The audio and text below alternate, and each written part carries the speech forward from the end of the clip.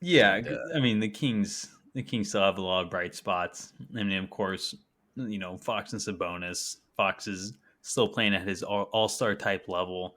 Um, and I guess kind of just transitioning to Fox, unless you had more to add on to Monk, no, is that's good. something I really like about Fox this year is his free throw shooting. And you mentioned earlier he's not getting to the line as much as he should, but oh my goodness, it is so refreshing watching this guy like so far this year be a knockdown free throw shooter because he has been historically a terrible free throw shooter throughout his career. And so it's nice that, a guy who gets to the line or should get to the line a lot is actually hitting his attempts. I think last night he had his first miss after 21 made free throws, and like that's something he never does. And it's just you're not giving away points. And that's another thing the Kings have done better in general from the start of the season, or, it is the start of the season still. So the first couple of games they've been a lot better at the free throw line. Sabonis had a game a couple of games ago where I think he went like, I don't know, it was really bad. I forget what he went. But Hmm. even at the end of that game, he had a couple big free throws. I think it was the Miami game where Fox was out. He had a couple big free throws to tie the game. He's looked better from the line last couple of games as well. So free throw shooting, it looks a lot better. I'm very happy with that. And Sabonis kind of seems to be coming back into his own, not fouling as much. Like you said, his defense isn't the best, but like he's trying to contest his best without fouling. You can definitely tell the difference from the first couple of games. He's trying to keep his hands away and just up, and that's a nice improvement. And he's scoring the ball a little better because he kind of started off like, okay, he's scoring like 13, grabbing 11, but now you're seeing like 20 and 11 or 19 and 14. So it's kind of nice to see Sabonis really get back and putting up Sabonis type numbers while also being a productive member of the team. Because when he's off the floor, like, man, that offense kind of struggles. But Yeah, yeah. bright spots.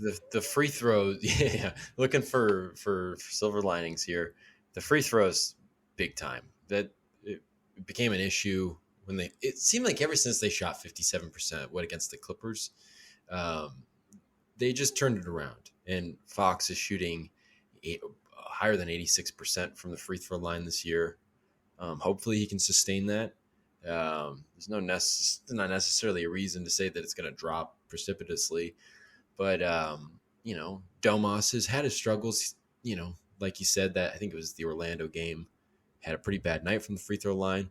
But I think I don't have like late game stats in front of me right now. But I think if you looked at Domas's free throw percentage in like the last 2 minutes of the game, or in any kind of late game situation, significantly higher this year, because it's just in the last couple of games alone, like you said, there's just been a couple of clutch free throws that had to go down, and they did. So not much. It's just that's exactly what you wanted, especially like I said, that came after that terrible night where they essentially lost a game because of their poor free throw shooting. And you know what I like about Domas defensively, is that it seemed like no calls seemed to fall his way, and he just kept getting called for fouls. He kind of said fuck it, and he started really going loose on offense. Like he's looked really aggressive on the inside the last 3 games, maybe, and I think that has really kind of served him well because. And maybe this is kind of a loose theory, but it's like you saw him battling with like Looney and even Draymond a little bit. And it's just like when you're aggressive on that end, and there's going to be people are going to be attacking you on the other end because, oh, you foul so much, and it's just going to be this constant battle on both ends of the floor. I don't know. I feel like that almost makes the refs more prone to kind of let them play, which serves to Domas's benefit, on the defensive end, because maybe it makes them less, susceptible to having a foul called on them. And then offensively, you get to battle, and that's kind of fun. Like that was kind of enjoyable to watch some of those battles down low against the Warriors, but it's kind of a crazy theory. But he has just adjusted, and I think I expected that kind of with the coaching staff that's there, defensively, just kind of finding the little things to do with putting himself in the right position, hands, body position, all that kind of stuff. But it's really nice to see Fox continue playing like an all-star, and to see Sabonis essentially get a little better with every game. And yeah, I don't know. And they're not hurting you. The things that were hurting the team that they were doing, mostly Sabonis, they're being mended. So that's all you can ask for, because those guys are your best players, and they've played pretty well. Yeah, they have, and I think that's a good point you brought up. Is that he has looked a lot more aggressive, and that probably is a reason where like might as well, if he's getting called on the defensive end, might as well try to get those foul calls on the offensive end. So he has looked a lot more aggressive, and it's paying off. He's scoring a lot more lately, and I want to see him average around 20 points a game, or at least 18 plus. He's not only is he a great passer, he has the skill to score inside really well. So, and his mid range game has looked pretty decent lately Oh, too. it's Like been fantastic. yeah, and if he can hit those down at a high clip, man, he's scary because he can move pretty well down in the post, and he's a strong guy. So it's nice to see him kind of score some buckets too, instead of just facilitating them, because you And need that from him. the huge thing on that mid-range thing is one of the constant things you see this season, especially early, is that defenses will collapse on him and they'll double him. And in the pick and roll game, it's just there's really like nothing for anybody and for him. And so like for his ability to just kind of peel off and just get that little pop mid-range, that's huge. And you saw him, I think like in Miami and maybe Orlando, or maybe it was Charlotte and Miami. I think he had like 3 or 4 in those 2 games, with like him and Herter playing in the 2-man game. And it just it's just about adding that other element. And, I don't think we're going to necessarily see the 3-point shot come around, but I don't know. Was it against the Warriors where he just kind of, or maybe it was against the Magic where he just kind of like, they kind of just gave him one and he just sunk it. So Yeah, it's just nice. But that mid-range game is a little more realistic, especially if you do start thinking about Fox and him in the mid-range game, because they're both very good near the rim. Fox is exceptional in the mid-range game. If Sabonis can also be really good in the mid-range game, I just think you're multiplying combinations and potential outcomes in such a read-based offense. I think that's exactly what you want.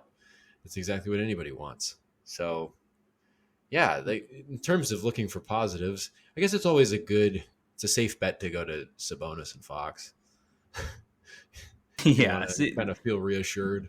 yeah, they're they're a very safe bet, especially the way Fox has been playing this year and the improvement we've seen.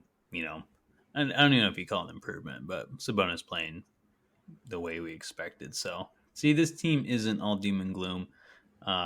They're 3-6. Like I said, it could possibly be 5-4 with the 5-game winning streak at the moment. It's not, but I think this team is resilient and they can win some games, even if they got a tough one tonight. Play the Lakers Friday in a game you can win, and hopefully you do win. And then you go back to the Warriors on Sunday, and that's a game you have to beat the Warriors at least once in these first 3 games against them. So, and they're at home this time, so that gives the Kings the advantage, hopefully. And they're probably going to play with a little chip on their shoulder, and they got some winnable games ahead of them and some tough ones. So, and this team, I hope they just keep fighting. Hopefully Barnes and Holmes and Murray kind of get back in the swing of it. Hopefully Barnes and Murray. I think Murray will for sure. He will. I know he will. And then hopefully Barnes can, and see what we do with Rashawn. But yeah, man, that's. Yeah. But overall, Mike Brown has been constantly mentioned that he's proud of his guys and all that stuff, and he said a couple of times in post-game press conference on Monday that this team is on an upward trajectory and they continue to improve, and they've been resilient all year. It's even if the record doesn't necessarily show it, there's definitely, it's not all doom and gloom at all. It's a different situation, but there's frustration. There's been tough opponents. There's been tough games, and there's also been their fair share of moments where they kind of screwed up. But we're 9 games into the season, going on 10. It's an interesting start, you know.